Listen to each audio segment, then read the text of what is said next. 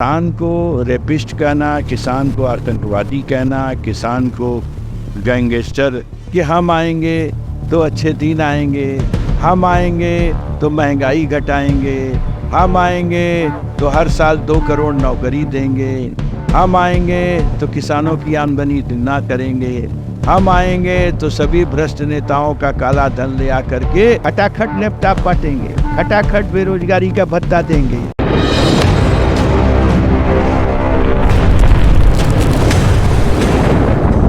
अभी हम लोग वाराणसी में हैं और पिछले 4 दशकों से राजनीतिक में सक्रिय रहे एक वरिष्ठ नेता के पास हम लोग मौजूद हैं और हमारे साथ बहुत खास मेहमान मौजूद हैं। हम उनसे बात करेंगे, तमाम राजनीतिक पहलुओं पर भी बात करेंगे। तो अभी हमारे साथ समाजवादी पार्टी के वरिष्ठ नेता सुरेंद्र सिंह पटेल मौजूद हैं। हम उनसे बात करेंगे जिस तरह से कंगना रनावत अभी हाल ही में किसानों को लेकर जो बयान दिया है और तमाम राजनीतिक पार्टियों में उथल पुथल मची पड़ी है किसानों को लेकर। चूँकि ये जनप्रिय नेता हैं और ज़मीन से हमेशा जुड़े रहते हैं और सरकार में कई बार मंत्री भी रह चुके हैं, कई बार विधायक भी रह चुके हैं। तो हम आपको इनसे परिचय कराते हैं। सबसे पहले आपका हमारे चैनल में बहुत बहुत स्वागत है मंत्री जी। आपका भी बहुत बहुत धन्यवाद। शुभकामना संदेश, उत्तम संदेश के लिए आपको सर्वोत्तम संदेश। धन्यवाद। जिस तरह से जब प्रधानमंत्री मोदी का जब विरोध होता है बॉर्डर पर, और कंगना रनावत हाल ही में बोली थी कि जो बॉर्डर पे लोग विरोध करते हैं वो बलात्कारी होते हैं, भ्रष्टाचारी होते हैं, बदमाश होते हैं, मतलब इस तरह के किसानों को कहा जाता है। क्योंकि आप ज़मीन से जुड़े नेता हैं, आप पिछले 4 दशकों से राजनीतिक में सक्रिय रहे हैं, तो ऐसे में किसानों को कैसे देखते हैं आप?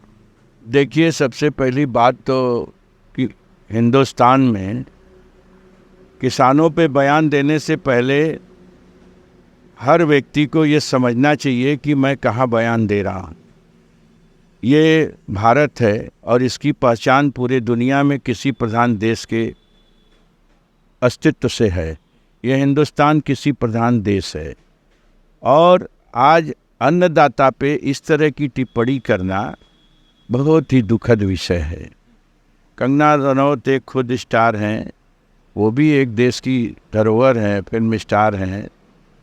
मैं उन पे बहुत आलोचना नहीं करता, लेकिन इतना ज़रूर कहता हूँ कि बॉलीवुड के लोगों को, खेल कूद के लोगों को या किसी भी व्यक्ति को उसकी ऊंचाई तक पहुंचाने में सबसे अहम भूमिका किसान की होती है।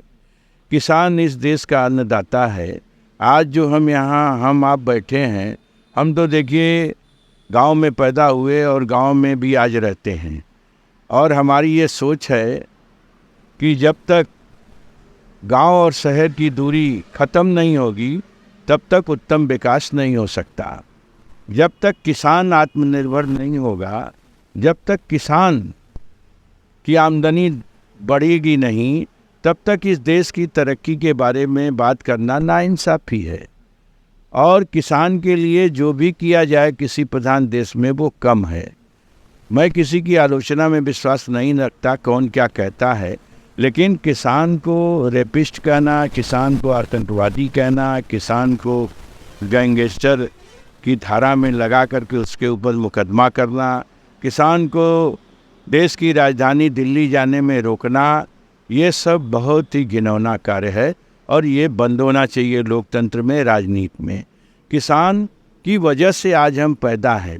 आज पूरे देश के लोग स्ट्राइक करते हैं और आज आप मान लीजिए कि किसान अगर 1 महीने स्ट्राइक कर दे कि हम अपना अनाज हम बेचेंगे नहीं, तो इस देश की क्या स्थिति होगी? कि हमने किसानों की, प्रधानमंत्री का कहना है कि हमने किसानों की आय दूनी कर दी है, किसानों के लिए तमाम लाभार्थी योजनाएं ले आए हैं। तो इसको कैसे आप देख रहे हैं? क्योंकि पिछले 2 दशक से तो काशी में ही वो प्रधानमंत्री बने हुए हैं। हम बहुत दूर नहीं जाना चाहते। हम प्रधानमंत्री की कॉन्स्टिट्यूंसी में यहीं के किसानों से हम पूछना चाहते हैं कि किस किसान की आमदनी दूना हो गई, किस किसान को उसके उचित मजदूरी का लाभ मिला। ये सब झूठ है, बकवास है, सब गलत बात है। ऐसा नहीं कहना चाहिए। किसान की आमदनी कहाँ से दूना हो गई? खाद की बोरी 50 किलो से 40 किलो हो गई, पहले 45 थी फिर 40 हो गई। बिजली का दाम बढ़ गया। किसानों के सारे संयंत्र, जो हम तो चाहते हैं कि अगर किसान की आमदनी आप सच्चे दिल से दूना करना चाहते हैं तो खाली आप किसानों को फुल सब्सिडी पे खाद दे दीजिए, किसानों को फुल सब्सिडी पे खाद दे दीजिए, पानी दे दीजिए, बिजली दे दीजिए और बीज दे दीजिए, और उसके बाद किसानों की एमएसपी की गारंटी दे दीजिए। किसान अपने आप को सहाल हो जाएगा। उम्मीद करती है, बीजेपी झूठ बोलती है। बीजेपी 2014 में आने से पहले क्या कहा था बीजेपी ने कि हम आएंगे तो अच्छे दिन आएंगे, हम आएंगे तो महंगाई घटाएंगे, हम आएंगे तो हर साल 2 करोड़ नौकरी देंगे, हम आएंगे तो किसानों की आमदनी दुगना करेंगे, हम आएंगे तो सभी भ्रष्ट नेताओं का काला धन ले आ करके हर मतदाता के खाते में कितना कितना देने को बोले थे, आप बताइए। 2,000 कितना, 15 लाख। देखिए आपका सहयोगी बोल रहा है ये सुना था 2014 के पहले 15 लाख। कहाँ गया 15 लाख, कहाँ गया 2 करोड़ नौकरी? आपके भी गठबंधन के लोग बोल रहे हैं कि खटाखट आएगा, लेकिन अभी तक नहीं आया। तो हमारी सरकार आने दीजिए, हमारी सरकार आने दीजिए। देखिए खटाखट आता है कि नहीं, हम लैपटॉप खटाखट बांटते हैं कि नहीं। समाजवादी की सरकार आने दीजिए, हम देखिए खटाखट लैपटॉप बांटेंगे, खटाखट बेरोजगारी का भत्ता देंगे। हमारी सरकार तो आने दीजिए, हम झूठ बोलने वाले लोग थोड़ी है। अब हमारा प्रश्न रहेगा, पीडीए को लेकर समाजवादी पार्टी के अखिलेश यादव जी घेरते आ रहे हैं कि जो और वर्तमान सरकार के लोग जो है वो मतलब पीडीए के लोगों को अपेक्षित करते जा रहे हैं, तो कैसे देख रहे हैं अगर 2027 की अगर हम बात करें तो? वर्तमान सरकार लोकतंत्र विरोधी है, किसान विरोधी है, नौजवान विरोधी है, बेरोजगारों के खिलाफ है, और मैं वर्तमान सरकार के बारे में कुछ नहीं कहना चाहता।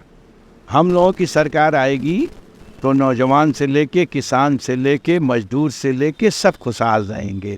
हम पढ़ने वाले बच्चों को लैपटॉप देंगे, जो लोग नौकरी के योग्य हैं उनको नौकरी देंगे, या तो बेरोजगारी का भत्ता देंगे, उनको रोजगार देंगे या तो बेरोजगारी का भत्ता देंगे।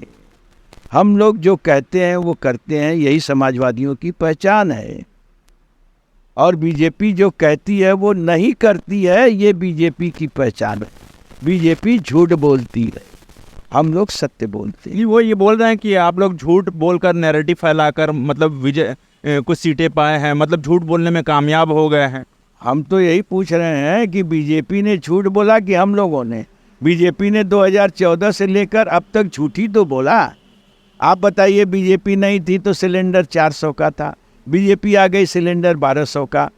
बीजेपी नहीं थी तो पेट्रोल 60 रुपये का था, बीजेपी आ गई तो पेट्रोल 100 रुपये का। बीजेपी नहीं थी तो खाद की बोरी 50 किलो का। अब जो है बीजेपी आ गई तो 45 किलो, फिर 40 किलो। कितना हम आपको बीजेपी के झूठ के बारे में बताएं?